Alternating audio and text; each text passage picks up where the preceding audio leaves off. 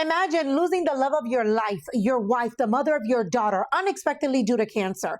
On the day that she passes, you have family and friends gathered in your home because, of course, they want to love on you, they want to support you. All of a sudden, your 2-year-old daughter starts getting extremely ill. She starts vomiting. She's distressed. That is when you find out that your in-laws, who are both doctors, had actually administered a steroid via syringe without your consent, without your knowledge, to your 2-year-old daughter. You immediately remove her from the situation and decide to start investigating.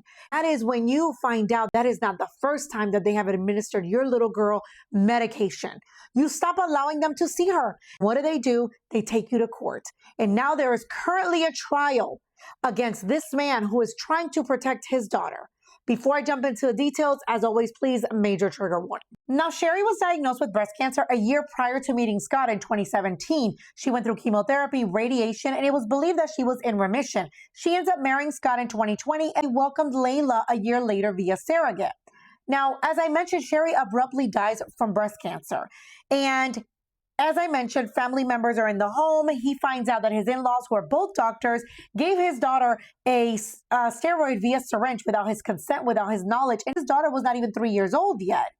Now, Sherry's father was a pediatrician with a private practice. Her mother was actually a pathologist working at a large practice. Just a few days after her death, they retire and they relinquish both of their licenses.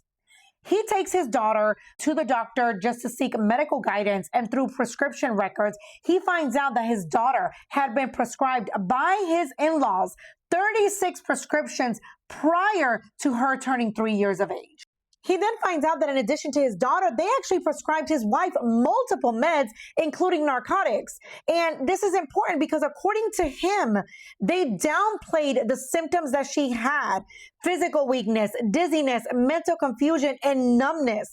And if they weren't negligent and reckless in their medical care, she would have sought appropriate medical care. She would still be alive, but instead her symptoms were masked.